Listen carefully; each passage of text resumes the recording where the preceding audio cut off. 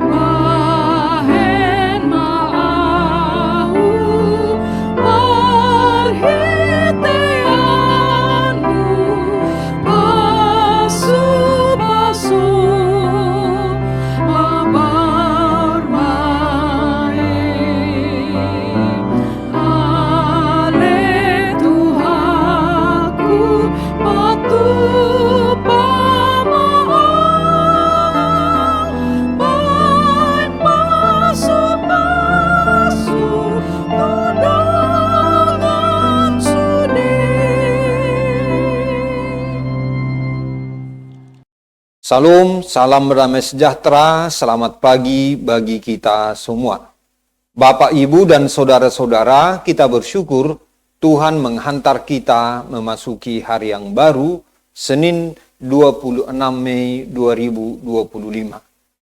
Sebelum kita memulai aktivitas di hari ini, baiklah kita mendengarkan firman Tuhan, dan untuk itu, marilah kita berdoa. Terima kasih Tuhan atas penyertaan-Mu bagi kami semua hingga hari ini. Dan saat ini kami akan mendengarkan firman-Mu. Berkatilah firman-Mu bagi kami semua. Berkati kami yang mendengarkan firman-Mu Tuhan. Dan biarlah kami boleh melakukannya dalam kehidupan kami masing-masing. Terima kasih Tuhan. Di dalam nama Tuhan Yesus Kristus kami berdoa. Amin. Ayat renungan kita hari ini, Senin 26 Mei 2025, diambil dari Wahyu 22 ayat 1 sampai dengan 2. Lalu ia menunjukkan kepadaku sungai air kehidupan yang jernih bagaikan kristal dan mengalir keluar dari tahta Allah dan tahta anak domba itu. Di tengah-tengah jalan kota itu, yaitu di seberang menyeberang sungai itu, ada pohon-pohon kehidupan yang berbuah 12 kali, tiap-tiap bulan sekali, dan daun pohon-pohon itu dipakai untuk menyembuhkan bangsa-bangsa. Bapak, Ibu, dan saudara-saudara, saya memilih judul dari renungan ini, Harapan bagi Dunia yang Letih. Harapan bagi dunia yang letih. Wahyu 22 ayat 1 sampai ayat 2 ini memberi gambaran tentang masa depan dan masa kini. Masa depan menunjuk pada masa depan surgawi. Sedangkan masa kini karena ada janji pemulihan Allah yang sudah mulai terjadi pada saat ini di dunia kita pada masa kini dan akan disempurnakan kelak dalam kerajaannya di surga. Bapak, Ibu, dan saudara-saudara, marilah kita perhatikan beberapa ungkapan yang kita temukan pada ayat hari ini. 1. Sungai air kehidupan. Sungai adalah simbol kehidupan yang mengalir dari Allah dan anak domba Allah. Kejernihannya seperti kristal, ini mencerminkan kemurnian dan kesucian dari orang-orang yang hidup dan menerima kehidupan dari Allah. Mencerminkan kemurnian dan kesucian kehidupan yang diberikan Allah kepada umatnya. 2. Tahta Allah dan anak domba.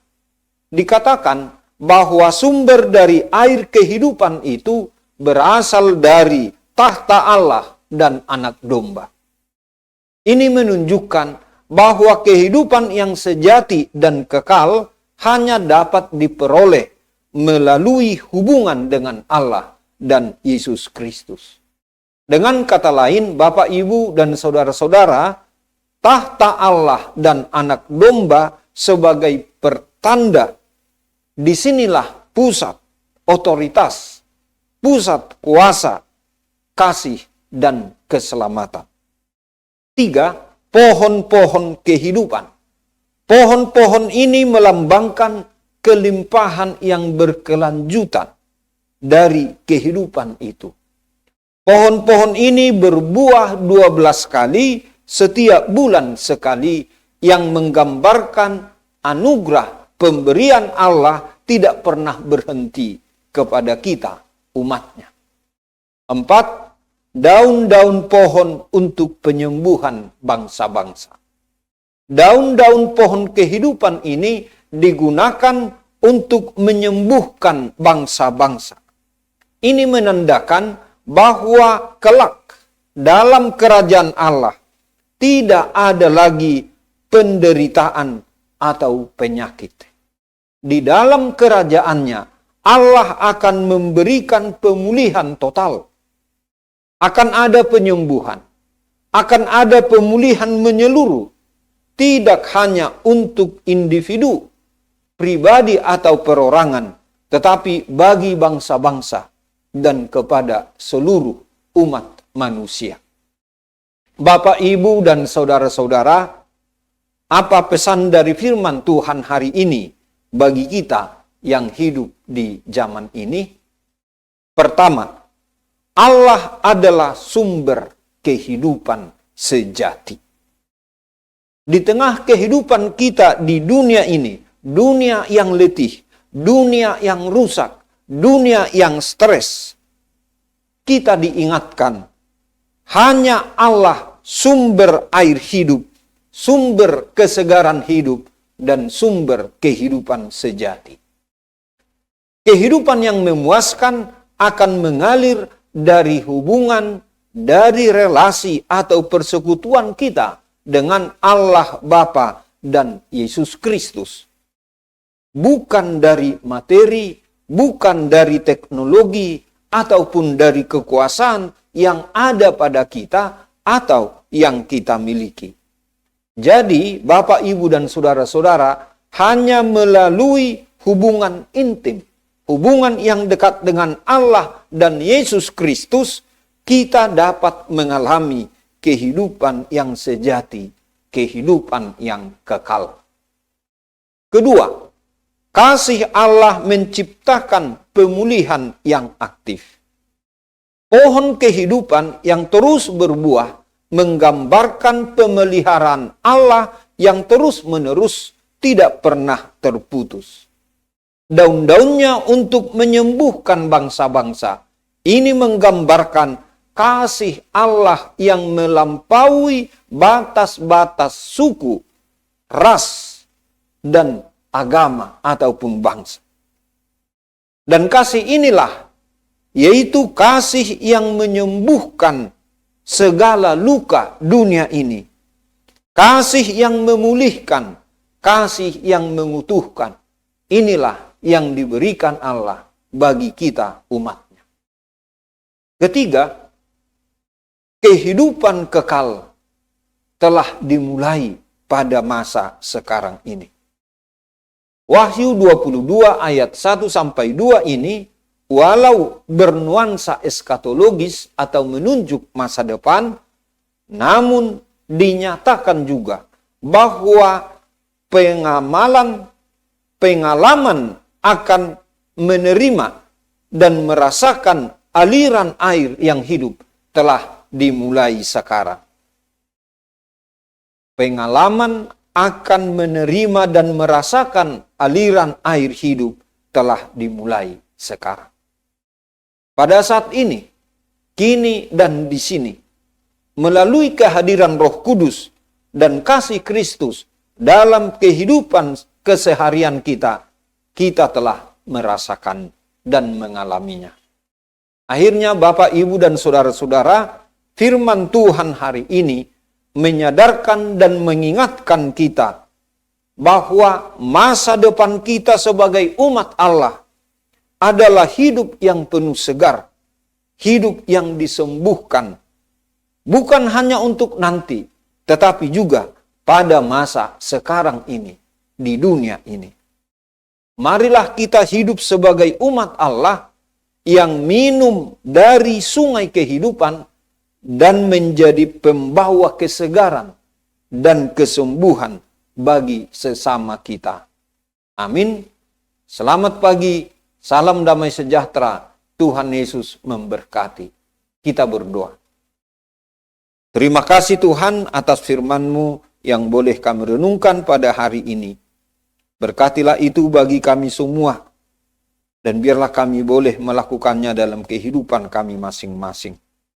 Tuhan, kami mengingat keluarga, saudara-saudara kami, orang-orang yang kami kasihi, yang dalam keadaan berduka. Biarlah mereka boleh menerima penghiburan yang dari Tuhan, dan juga penguatan. Bagi yang dalam keadaan sakit ya Tuhan, biarlah Engkau yang memulihkan dan menyembuhkan mereka. Berkati keluarga yang mendampingi atau menjaga selama ini.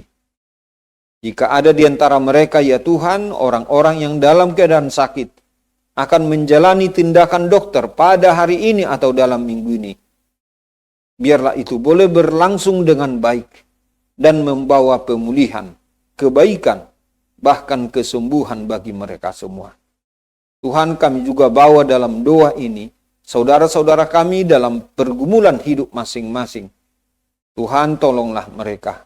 Kuatkan mereka dan berikan pengharapan. Dan biarlah mereka Tuhan atau siapapun boleh melewati masa-masa sulit dalam kehidupannya dan menyongsong masa depan atau hari depan yang lebih baik.